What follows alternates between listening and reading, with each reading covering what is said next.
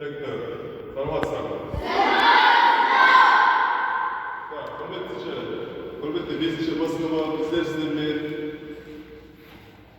birinci bölümde жалғастырамыз, яғни өздеріңіз білесіздер, бізде бірінші бөлім жүгіру, секіру, лақтыру дағдыларын оқыту деп аталады. Бүгінгі сабағымыздың тақырыбы қысқа қашықтыққа жүгіру техникасын оқу. Оқу мақсаттары денсаулықты нығайту, жаттығулары барысында қауіпсіздік мәселелері хабардар болу.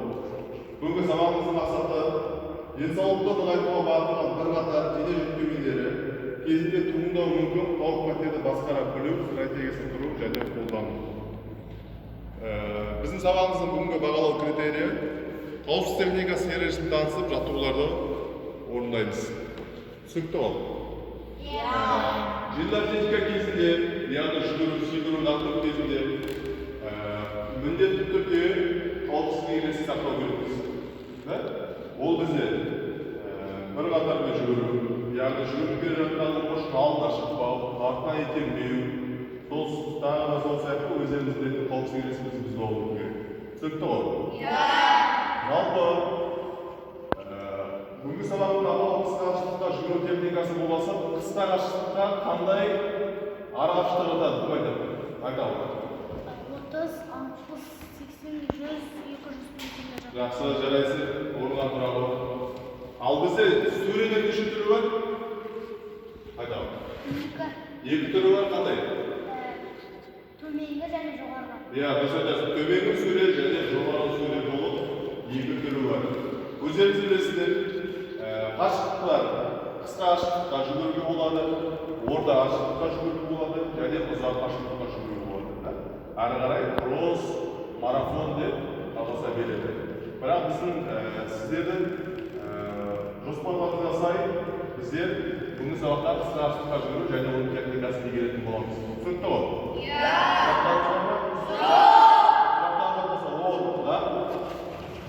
Қолымызды жоғары созып, аяқ үшін жүріппіз. Қолымызды жоғары созамыз, алақанын ішкі артқа қарайды.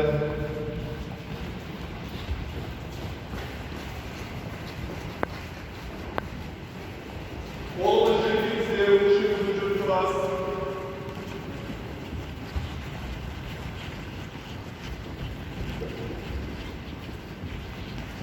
Басын көтеріп, шыңдарында шығамыз. Қолымыз алдымызға тұрғанда жүргіземіз. Қолымыз солғанын қалдырады. Денемізді тұрайымыз. Қолымыз жеңгейізде қолымызға жүргіземіз.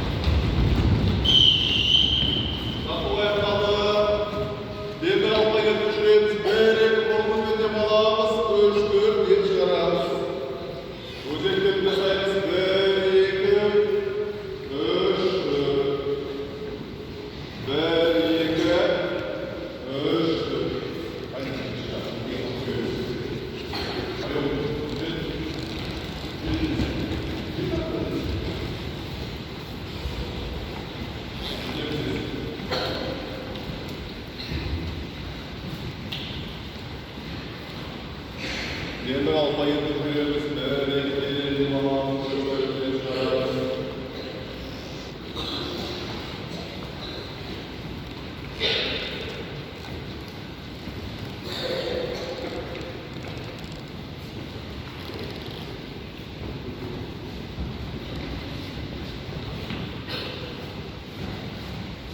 Енді алпа етіріз.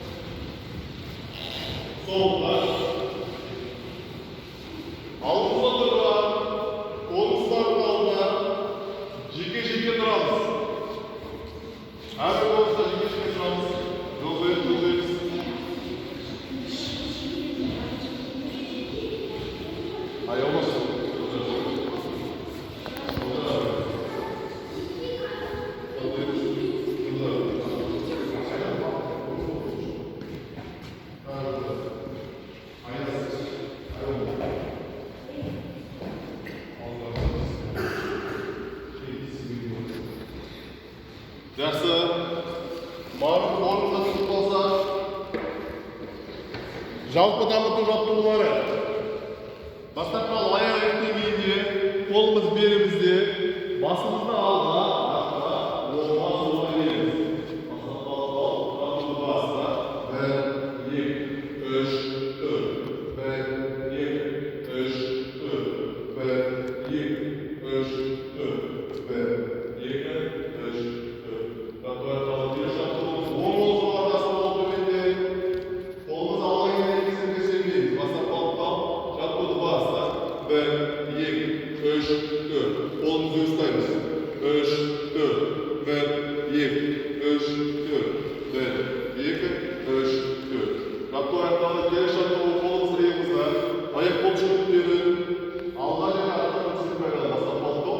Баста, 1, 2, 3, 4, 1, 2, 3, 4, 1, 2, 3, 4, 1, 2, 3, 4.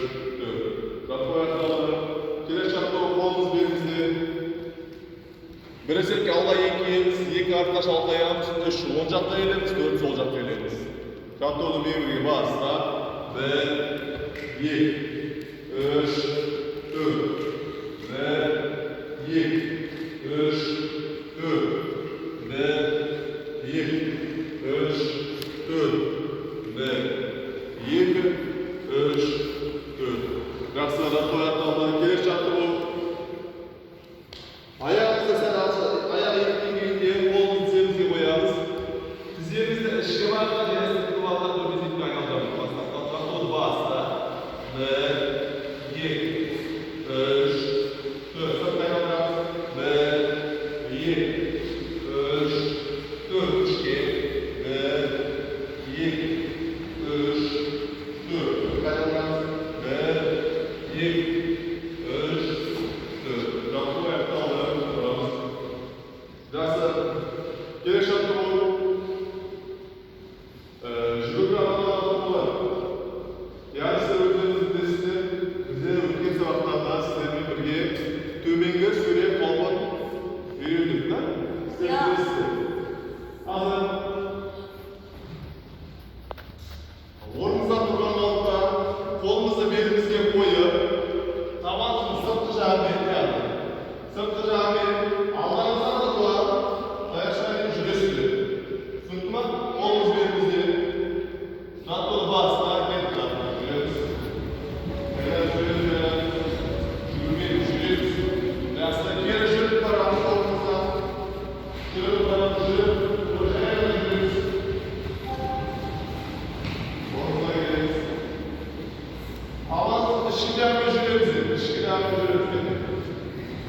İçki devam ediyoruz.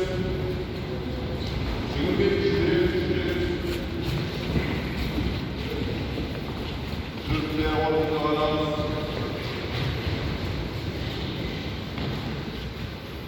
Жақсы. Төбені сөйлеп алып қабылдаймыз. Тағы да естеріңізге салайын. Аллаһтан тұрғанымыздың сызық осы түрде сүресіздер деп аталады. Қолымыз сүресіздігінде. Қолымыз сүресіздігінде. Алдыңғы алда тұрған аяғымыз сүресіздігінен бір тұрып артта тұрады.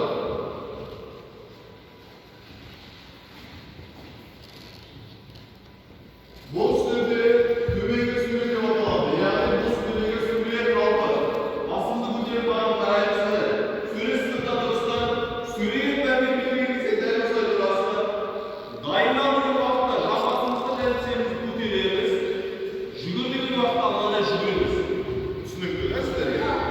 Қазір төбеге сүреде жылдамдық алып жүгіру. Яғни сіздер көрген бағытта тек жылдамдық алып, осы тұрған бағытта тек жылдамдық алып, тек осы ортаға дейін жүргізесіздер. Түсінікті ме? Дайындал.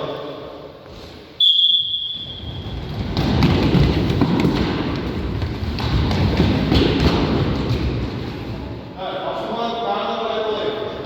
Орнынан тұрып, тек осы жерге дейін жүргізесіздер. Түсінікті ме? Сөреге. Дайындал. Сөреге. Дайындал.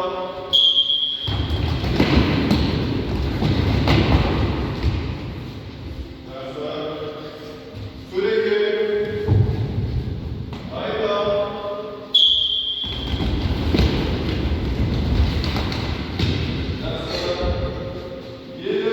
Келесі тапсырмасы сіздерге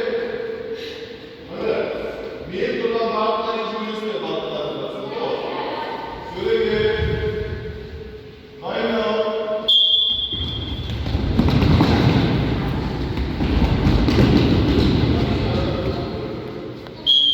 Жарайсыздар. Енді келесі тапсырма. Барлығымыз екі қадам аттаздаймыз. Екі қадам аттаздаймыз. Өздеріңіз алдыңыздағы фишканың ортасына басыңдар. Қазір 10 метрде үш рет жүгіреміз. Яғни қайталап жүгіру. Өздеріңіз білесіздер. Қайталап жүгіру. 30 метр арақашықтықта біздер қандай суретте жүгіреміз? 30 метр арақашықтықта қандай суретте жүгіреміз? Төменгі суретте жүгіреміз. Қазір бастапқы 5 оқушы төменгі сурені қабылдаймыз. Сөреге. Яғни қараңыздар. Төменгі сурет ортадан жүгіріп 10 метрден қайталайсыздар. Жүгіріп кетесіздер. Сатысқа уақыт қолымызды тигіземіз. Қайтадан жүгіріп келеміз. Үшінші рет осы жаққа аяқтаймыз. Түсінікті ғой? Осыны жай ғана жүріп барасыздар. Түсінікті ме? Сөреге. Дайындал. Қолымыз тигіземіз. Жақсы аяқталды. Жүріп барамыз, жүріп барамыз. Орнымызға тұрамыз. Келесі бес оқушы. Дайындал. Дайындал.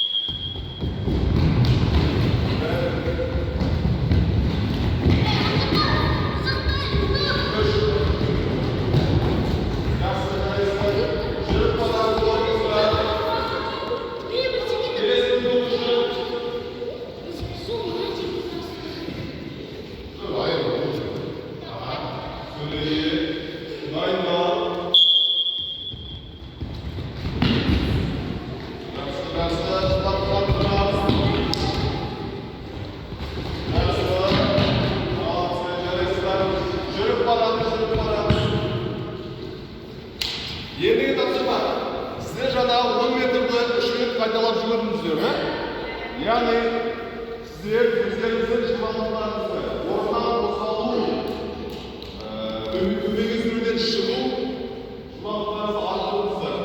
Соға арналған арналарыңыздар. Яғни біздер қазір сіздерге енді қолы 30 метр арашықтық жүгіреміз. Түсінікті ғой? Қазір бастапқы 3 бала. Шығыңыздар. Шығамыз. Арамызды ашамыз.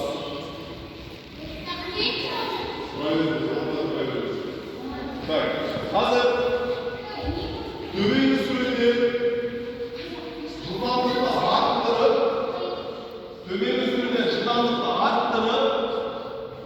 шеттегі барлық жылдамдықты жүріп, шеттегі сарсынайы өткіземіз. Түсінікті ғой? Осылай бір келеміз, болды. Достар аяғы орын саламыз. Түсінікті ма? Сөреге дайындал.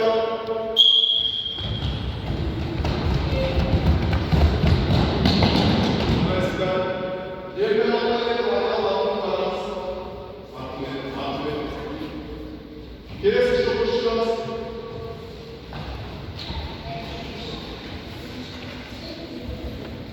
Сөреге дайындал.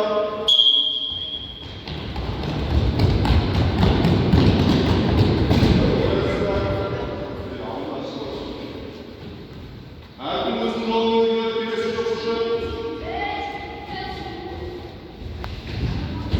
Сөреге дайындал.